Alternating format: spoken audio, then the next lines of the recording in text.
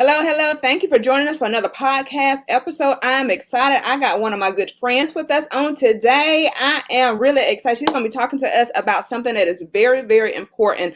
A lot of people are dealing with anxiety. They're dealing with, and don't realize they're dealing with anxiety, for one. And then the panic disorder piece with it. People don't know what's going on in their bodies. They just know something is going on and they don't know what to do with it, how to deal with it. And then even those who have been diagnosed with it still don't know how to deal with it. And so we're going to talk to Jackie today, and I'm going to get her to introduce herself. And as you can see, Jackie, please tell the people who you are and all about you. And then we're going to get into how you found out that you had panic disorder. Okay, well, I'm Jacequelin Thomas. I am a published author, have been published for about 25 years. And so I am a grandmother, a mother, and a wife. So just normal girl. Yeah. Girl. Um, I was diagnosed with panic disorder about 27 years ago.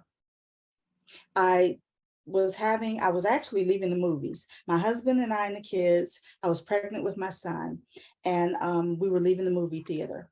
And all of a sudden, I just felt like I couldn't breathe. It just came out of the blue. And I didn't know what was going on, but I just could not breathe. My husband, I remember, you know, was he tried to reach for my hand. I didn't want to be touched. And I hate to say freaked out, but that's the only way I can describe it. I think I Yeah. was hyperventilating. And so at that point, that night I couldn't sleep and it came on me again. And I didn't know what was going on. So finally I talked with my doctor and she called it, she said, "Oh, you were suffering from air hunger." And I'm thinking, what in the world is air hunger? What is And air hunger? well, basically, I couldn't breathe. And so, but she said she wanted me to understand. And what I had to tell myself was, you can breathe. You can breathe. You're not, your body won't just let you stop breathing. Right. So it was basically panic disorder, but I don't think she really wanted to use those words. Mm-hmm. She really tried to minimalize it. Mm-hmm. And so I asked, do pregnant women go through this? Because I actually thought it was a symptom of my pregnancy. Mm-hmm. And so for the duration of that pregnancy, I was on bed rest. So it was just a very stressful period. And that's what she was saying. I had a high risk pregnancy. It was a pregnancy that we did not expect. I was told we would not be able to have any children. Mm. And then, of course, I found myself pregnant. And so, and at the, I think I was about 4 months pregnant when I went into labor. So at that point, we were doing everything we can to minimize the risk and early labor. So it was a very stressful time. And so basically what she was saying, it was that induced the air hunger. Okay. I was just really stressed and I was concerned about whether or not I was going to be able to carry the baby to term. Mm. So it made sense to me. Yeah. But the thing is, after I had the baby, the attacks did not stop. Mm. So I wasn't pregnant anymore, but it did not stop. So how, So, how soon did you get another one after you had your baby? I can't really remember. I think it was some time. I think it was some time because after I had my baby, I had written my first book. I had attended my first writers conference and everything was fine. I sold that first book and I became a published author. So it was actually a great time in my life. Mhm. you know the baby, he was thriving. He was born early, but he was thriving. When he was 6 months old, my grandmother had a stroke, Mm. so we had to bring her in to live with us. I think it was during that time I had my second one. Mhm. So there again, I was in a high stressful situation, and so I just thought it was stress induced, which panic attacks can be stress induced. you know Mhm. um it can also be part of genetics. you know um when they didn't stop moving forward, they didn't stop, they actually at times increased. I used to kind of keep a panic journal, to kind of figure out what my triggers were and what was bringing this on. And at this point, I had gone back to school to get a degree in psychology because I wanted to know what was going on with my body. And I wanted to know exactly what was panic attacks, what they were, how they differed from anxiety attacks, and what I could do to fight it. Mm-hmm. And so what I learned over the years is that I believe mine, and I used to think mine was the root cause of learned behavior. Mm-hmm. I thought because my grandmother was a chronic worrier, and she always went to the worst case scenario. She never let me learn to swim because she thought I would drown. She never let me ride a bike because she thought I would get hit by a car. So she either didn't have a whole lot of faith in me, but she taught me to fear those things. Mm-hmm. Because I'm thinking, if it's really that bad, like I couldn't even spend the night with a girlfriend because she thought I might get molested or something like that. So and there was trauma in her life that I felt was the reason that shaped her to be who she was. And so she in turn taught me to fear a lot of things, and that fear, my inability to not control the narrative, I think was the root of my panic disorder. It was my need to control the narrative. I'm a rape survivor. I was in college and I was raped. The trauma of that, a first marriage that was a bit abusive, that was trauma. So I think that my panic disorder was the result of all those things. And also when I look at my journal, when I was in high stress situations, when I couldn't control the narrative. So essentially, again, for me, panic disorder was the result of my need to control the narrative. And as you know, we can't control anything in life, that God has the ultimate control. So it was years before I really saw a doctor about the panic attacks. And in 2016, it got really bad. I had my children, husbands, children, grandchildren, they all lived with me. Grandchildren lived with me. There was like 12 people in my house. So it was a lot of stress. And then I was working outside the home. I had taken a job that I loved, but it became toxic. So there was workplace bullying. There was a lot going on. So I went in my room one day and could not come out because my room was my sanctuary. It was my safe place. And I stayed in that room, literally that room, not the house, that room for almost a year. Yeah, and that would, because we've known each other for quite some time. And Yes, so yes, I think that was the period where you weren't even answering your phone, really, were you? right. I wasn't even answering the phone. I wasn't even, my publisher didn't know I had to cancel tours. I didn't tell anybody because I didn't know what to tell people. Yeah. And, the people that I did share that I had panic disorder, you got, oh, you'll be fine. Oh, just let it go. Just get over, you're worrying too much. No, it went deeper than that. It went deeper than that. And but at that time, you don't know what to do. So when I could not leave my home, and I'm like, Lord, life is passing me by. I can't live this way. And I knew that God had called me to write, but if I can't leave my home, yes, I could write. And I wasn't even writing at that time. I stopped writing because I was trying to live. Yeah. I thought it had to do with depression, but I wasn't really depressed. I just needed peace of mind. I wanted peace. And at that time, I don't think my relationship with God was where it probably should have been. I don't remember going to him. I had gone to him years before, and I felt like that's the one prayer, and I keep a prayer journal too. And God had answered all my prayers, but healing me from panic disorder was not an answered prayer. So I felt like, okay, he's not interested, and I'm not going to talk to him. So anyway, my doctor put me on medication, but that still didn't help me really leave my room. It wasn't until I really started to talk to a therapist. And that was the thing, we had to do it virtual because I couldn't leave. But then one day I woke up mad. I was mad. And I'm like, I am not going to be a prisoner in my own house. I am not going to be a prisoner in my own house. And so I would walk to the door, I would open it, I'd step a foot out, you know, and I did that for about 3 days. Then I would step outside. I did that for about 3 days, and I would be like this, you know. Then I would, I could go into the living room and I would sit out there for about 10 minutes. That was probably as much as I could stand, you know.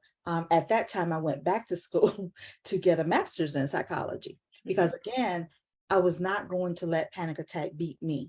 Yeah. So I did thesis on panic disorder. I wanted to know, and I wanted to know how to beat this. And I talked to my therapist, but needless to say, I was able to, within 6 months, I was able to leave my house.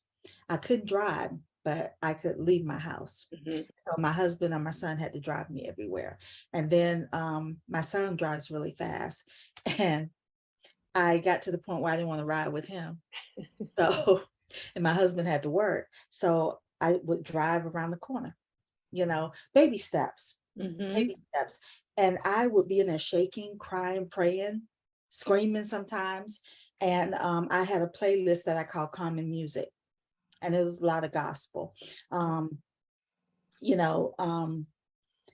helped me through it. And so finally, one day I just told God, okay, I need you. I need you. Now I need you to help me with this because I can't do it by myself. Yeah. And I don't want to be on medicine forever. So I went kind of back and forth with God because I wanted him to I wanted to wake up one day and just be whole. Yeah. Then I realized sometimes, like with Paul, that thorn in his side, I thought maybe this is my thorn in my side. But then I told God, it can't be because of what you called me to do. But what I can say is panic disorder brought me closer to God. Yeah. It brought me closer to God. So finally, I guess it was this year, I woke up in January and it was a new year. And I'm like, some things have to change, Lord. Some things have to change. I have to change. So I took a shower and didn't have anything on. And I went in my bedroom and got, down and said, look, I am naked and unashamed. Yeah. I need you to show me what I need to do because I cannot live this way. That's powerful. I think that's powerful when you can get before God and do that. But he showed me things that you don't want to see. I mean, when you ask him to reveal, he will reveal. There was roots of bitterness, unforgiveness. Sometimes we say we forgive and we haven't really fully forgiven. So I had to deal with all of that. And one of the things that came out of that, and I said, well, God, the one prayer you've never answered was about healing me of panic disorder. So I answered it a long time ago. You never walked in it. Wow. So I stopped the medication. I don't advise this for anybody, but for me, he put it in my heart, stop it. And I went through some minor withdrawals because I've been on the medicine for years, since 2016. And let me backtrack. 2019 was when my mother died.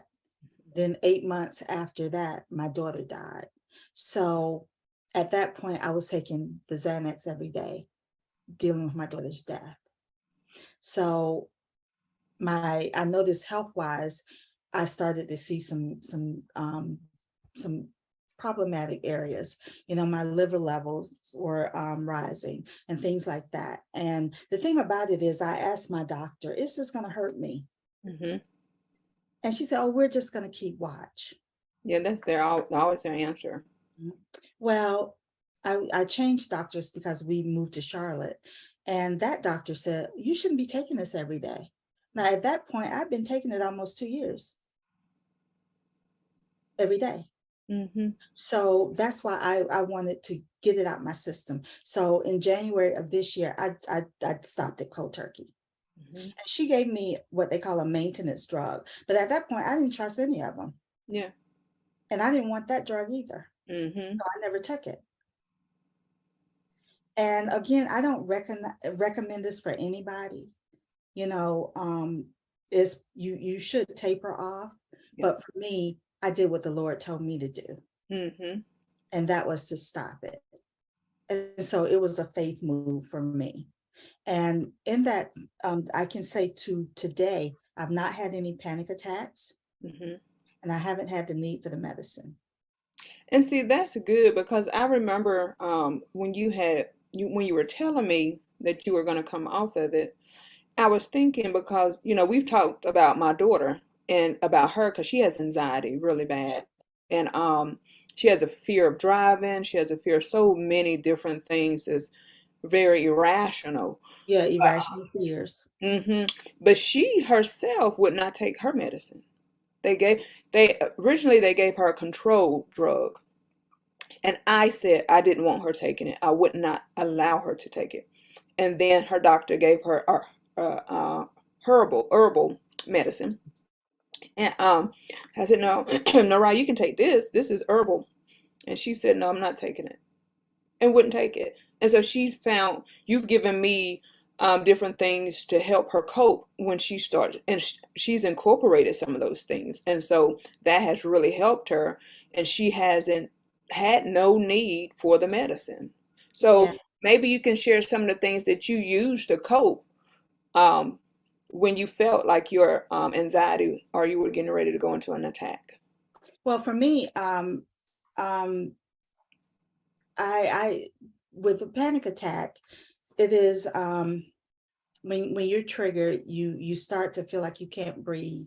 You focus on you know I guess your trigger, whatever that trigger could be. It could be riding in an elevator, it could be riding across a bridge. I have never been afraid to ride across the bridge, but for a time I would have panic attacks going across a bridge. And that was not, I grew up on an island, so nothing but bridges. Right.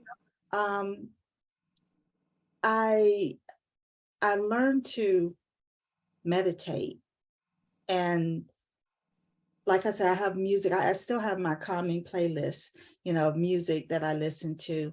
I have scriptures that I have in my phone, Hmm.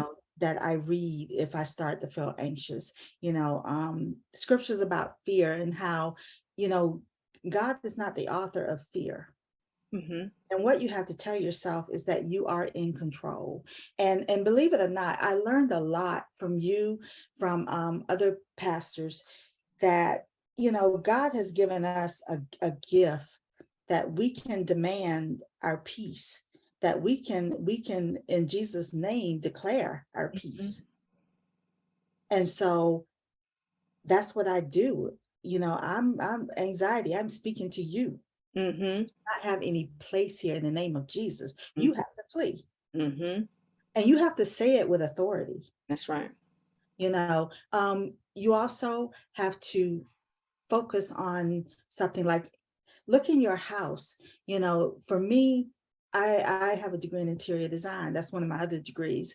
And one of the things that I learned was that there are different triggers for anxiety. Like you can see right back here, my house is not really what I would call cluttered. You Not at all. It's pretty, because I need to feel like I can breathe. Hmm. So I can't stand a lot of clutter around me. It's a little cluttered in that corner over there. I got to do something about that. But you know, what I learned was that a lot of times if you have like people that love abstract art, if it's really, really busy, it can trigger anxiety. Hmm. So I have in my house, as you well know, a lot of calming pieces. The colors that I use are very calming. Because it's very peaceful in your home. Yes, you want to walk Very peaceful. in, and if you don't feel a peace in your home, then there you need to maybe look at what you can do to change that. Hmm. Because if nothing else, you should have peace in your home. That's right. I use very calm colors, blues, warm colors, oranges, things like that. So find out, look at your house and look, on your pictures. Are they landscapes? Are they, beach fronts? Like I love the beach, and so but in my home, in my living room downstairs, I have a lot of my granddaughter thought she's like, I can't believe you paid money for those when I could have painted those. They're like ink blocks. Yeah. And when you see a therapist or something, a lot of times they'll say, "What do you see?" They'll hold up this ink blot, and you've had those tests even on the computer and things like that. Jobs offer those tests. Like, what do you see when you look at this? Well, when you're in the midst of anxiety or feeling like you're going to have a panic attack, pull up one of those. Actually, have some on hand, like Hmm. those ink blots, and hold it up and look and try to see what you see. Because what happens is you're taking your mind off the attack, Hmm. and that helps to diminish it. Yeah. You're Yeah. not so focused, because what happens with panic disorder, your fight or flight kicks in. Mm. And so the first thing you want to do is just get off. Now, the other part of that too is having a strong support system, which is kind of hard because a lot of people who've never had a panic attack do not understand. They don't understand. And my husband did not understand. You know, he honestly didn't. It wasn't until he talked to my doctor. Well, it wasn't until I couldn't leave my room Mhm. that he really knew that, okay, something's wrong. Yeah. Yeah. So then, he's very supportive, you know, um, but he had to learn. And so you have to kind of sit down and have that conversation with your loved one, with your family. This is what I go through. This is what I feel. This is what triggers me. Mm. Because if they know the triggers, like for example, I don't like sitting in a lot of traffic. Now I'm better at it, but before I could just see the traffic backed up. Mhm. And remember, we come from LA. Yeah. So Well, it's there's kind of nothing but traffic. right. So to be here and to have, and the traffic here is nothing like LA. Hmm. So that's why I say it's irrational fears. So my husband, I start to fidget when, and so he will look for an exit and divert Hmm. because he knows it makes me uncomfortable. That's good. you know. And Hmm. sometimes he's like, "You okay?" And I'm like, "I'm fine." And I keep in the car like a sleep mask. Hmm. And so sometimes I just put that on because when you're sitting there watching it, sometimes you can, just cover and you don't see it. You can actually regain control. Oh yeah. Now So, see, yeah, I'm go sorry. ahead. Mariah, the music piece, I can tell when Mariah hers is starting to kick in because like you said, she starts getting really she starts getting talkative and she starts getting really antsy. And then Mhm. she starts getting clingy. And then if it's something that if it's an event that I'm doing and she can't be clingy to me, she'll put she's got her playlist like you suggested, and so she'll put her earbuds in and she'll go to and she has to get to a corner and she'll calm herself down. Yes, and so things like that. I keep wet naps. I keep some crackers or some candy, and I suggest like the sour. I don't do the sour patches or whatever they're called, but I do like the cinnamon. The old candy. I mean, the candy that back Yeah, when you're little, the older people. grandma said. Yeah, I get those from the dollar store, and I get the cinnamon ones because that will actually help bring me back, because you need that opportunity to just go back. A lot of times, a lot of therapists will talk about sensory. So you touch yourself and you close your eyes, you touch yourself. And like right now, I'm rubbing on my hand and I'm focusing on what that feels like, Mhm. or my dress or whatever. So those are things that you can do. Another one is you can look around and say, okay, I see that car is purple. It is, this and that, because what happens, you're taking your mind off of the anxiety. Mhm. A lot of people with anxiety start to to rub them, like they'll rub, like they're trying to make themselves breathe. You have to stop them Yeah. because that can trigger the attack. Oh, really? Yes, because they're already preparing to defend themselves or fight against the attack. Yeah. Another thing I read when I was studying, sometimes it is best to just relax your body, slow down your breathing, and breathe in and out, count to 4 each time, breathe in and out, and just kind of let it pass.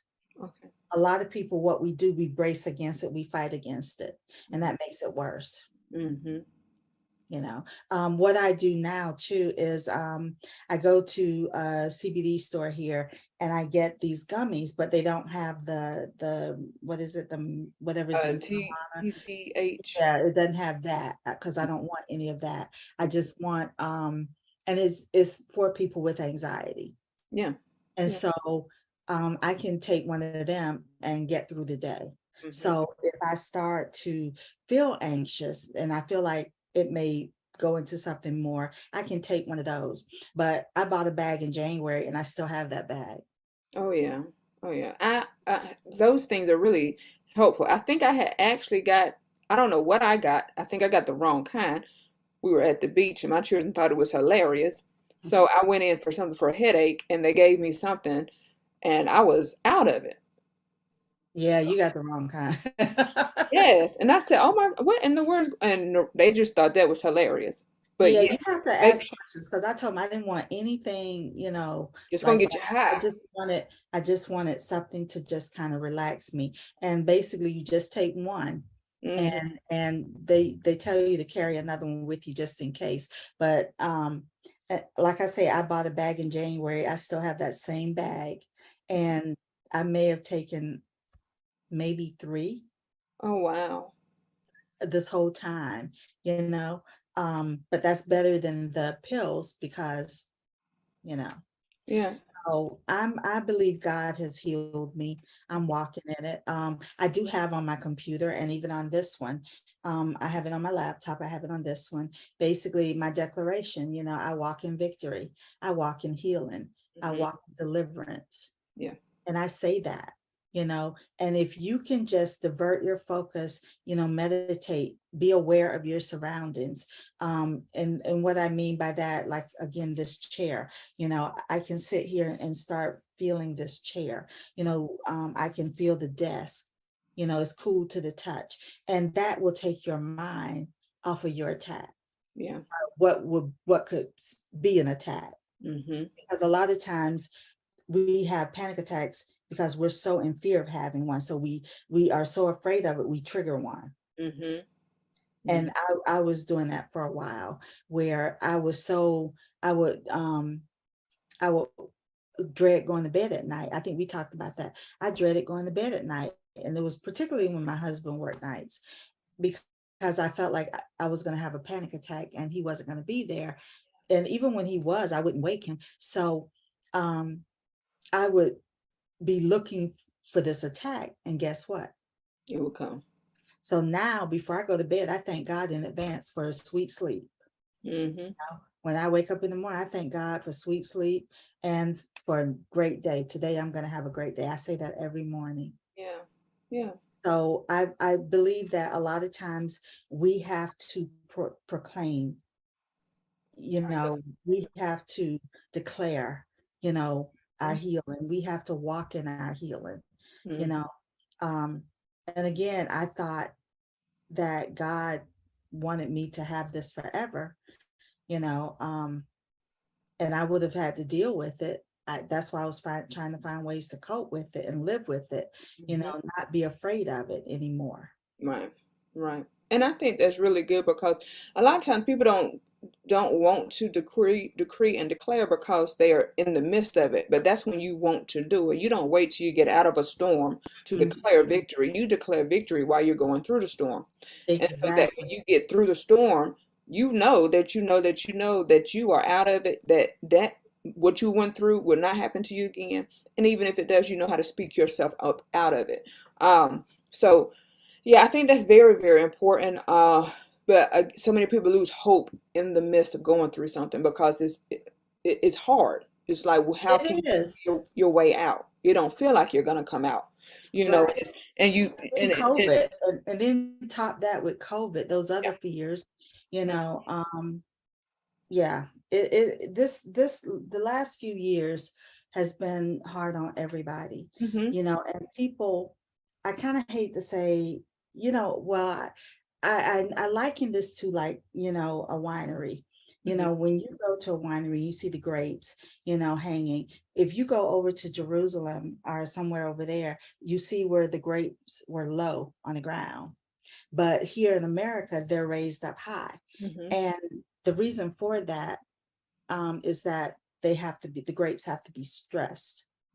mm, When they're low to the ground, they can be filled with water. And of course, they look pretty and they're plump, but they have no character. But mm. they hang them high here because to stress them gives the grapes character. Wow. Wow. So that's what we're doing. COVID has stressed us, Mhm. and we're learning our character. Is that not the truth? What we're made of. We're learning what we're made of. Mhm. And so COVID has been hard on me. I won't tell somebody it hasn't been. Um, I will say that, there are moments when my anxiety is high. Mhm. I just try not to let it take control, because what happens with panic disorder, your panic, your anxiety is in overdrive. Mhm. So what you have to do is practice not letting it be in control. You have to be in control. You have to be in control. You have to bring it under submission. Mhm. Of course, you cannot do that without the Father, so, but and again, it's practice makes perfect. I won't say, all I can say is I've not had a panic attack this year thus far. Yeah. And I'm not looking for it, but you know what I mean. oh yeah, yeah. And it's just like you did it's like a discipline. It's a new discipline that you Mhm. have incorporated. And anytime you're undisciplined in an area, you find that that area is kind of out of order. And so you just disciplined yourself in that area, which is really, really good. I'm glad that you joined us today. I really, really, really am. I think because, like we were talking the other day, COVID has made people realize that they have panic disorder. Mhm. I mean, I have a friend that she had called me. She said, I just don't feel right. I don't know what's wrong. I don't know. And I mean, you could tell she was in overdrive. And I'm like, you have to calm yourself. You got to calm yourself, breathe in, breathe out. And her thoughts were so irrational. She was like, I just can't talk to you right now. I can't talk to you right now. Because she didn't want to hear what I had to say, but She it's was in so many panic people mode. like She that. was in panic mode. And, I love what you have behind you. It is well with my soul, because that is what I said. It is well with my soul. And what I would encourage people to do is understand that God ultimately is in charge. COVID is not in charge. Mhm.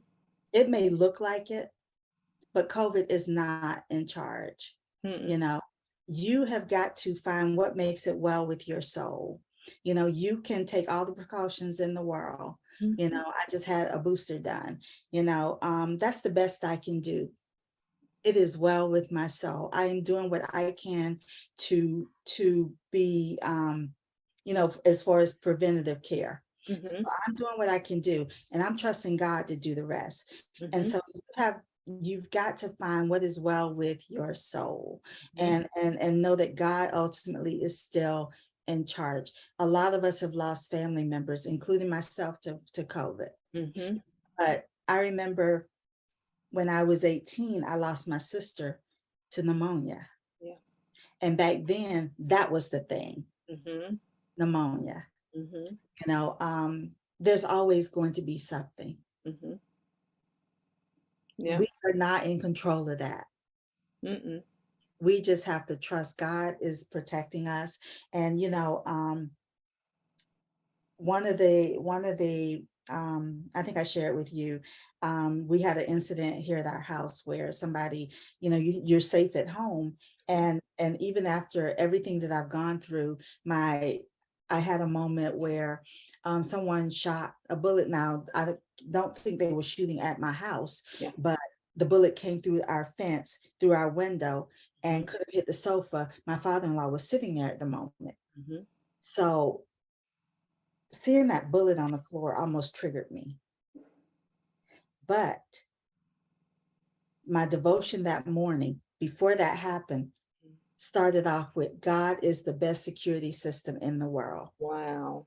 He prepared you. Wow. See what I'm saying? So I went back to that. So instead of panicking, because I was home too, and you know, with irrational fears, you go to the worst case scenario because my mind tried to take me there. Oh my God, what if he had been hit? What if I was down here? And you know, and oh, you can't let the grandkids play out there. I mean, Oh it yeah. just, and I had to put it like stop. Mm-hmm. I literally did that. I went stop, and my husband was looking at me like, what? And I'm like, I just had to stop the thoughts. And that's what you have to do. Sometimes you have to just go, peace, be still, Yes. stop. Mm-hmm. We have that authority. Mm-hmm. We do, and I mean that's really good. I can go into a whole. I remember when you talk about thoughts going on, and I can remember being a little girl, and that's when I first discovered the power of that God had given us from within. And there was something that had been said to me, and I kept replaying it over and over in my head. And I couldn't even study in school, but I can remember knowing the Lord, and I said, Lord, mm-mm. I said, that is a lie. Stop. Just Mhm. like that, and those thoughts stop. And so you have to know that that these things are lies, and that you have the authority to cast those things down because they have no right.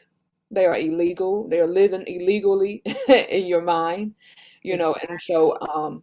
you have that power. But I want you to do me a favor. You have a new book, and I want our viewers to get it. And you have a new one. I'm looking at the cover in the back. Your suspense novel is coming out as well. But the new book, tell everybody about that new book, and then your new suspense and where they can get it from, Oh please. goodness.